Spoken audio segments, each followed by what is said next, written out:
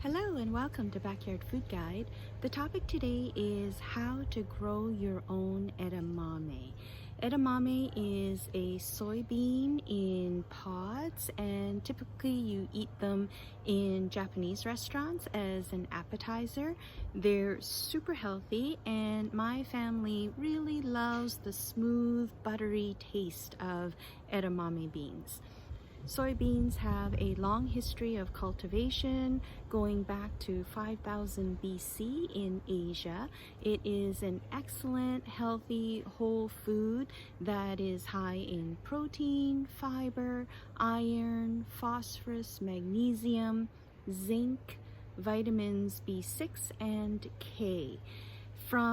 Based on data from the Physicians Committee for Responsible Medicine, it is also shown to lower breast cancer risk, lower the recurrence of breast cancers, protective against other cancers, and also a great anti-inflammatory.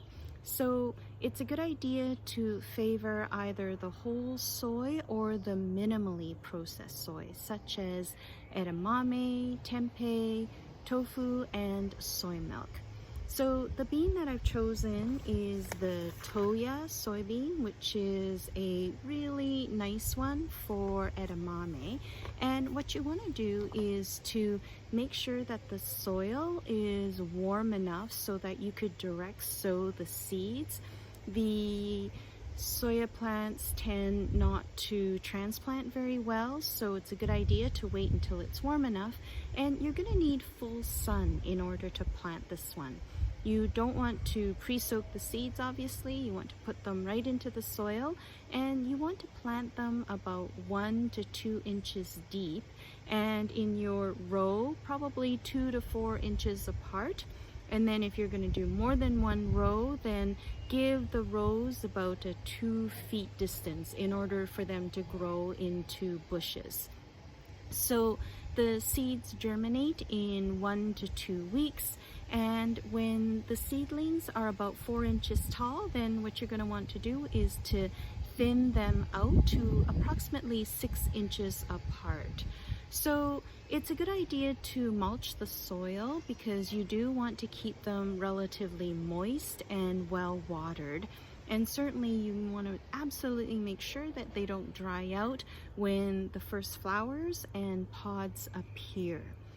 The maturity date for this Tohya is 78 days, and it is considered an early maturing soybean, and it has plump, slightly furry pods on bushes, and bushes that are approximately 2 feet tall.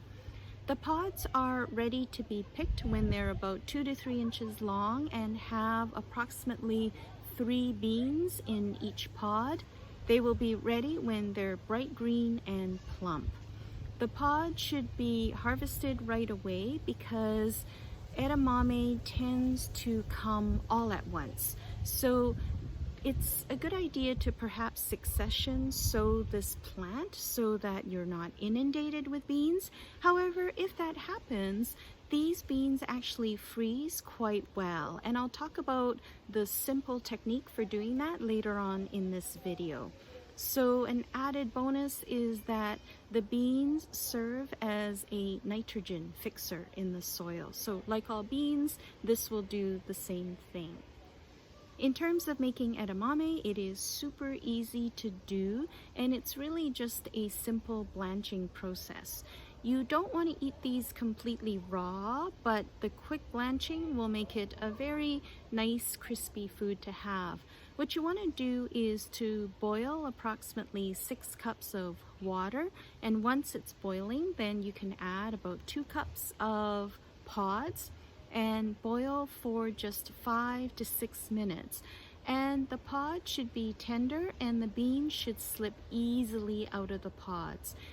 Then what you want to do is to drain the seed pods and then toss them, sprinkle with just a little bit of sea salt. They will actually last in the fridge for 3 or 4 days, or you can go ahead and freeze them as well. To freeze them, all you have to do is to put them into Ziploc bags and throw them in the freezer. And in order to eat them, you don't even have to defrost them. So what you can do is to boil some water and put the frozen beans right into the water. And probably 3 minutes of boiling will do the trick because they've already been blanched originally. So I hope you enjoyed this video. Please like and subscribe. Thank you.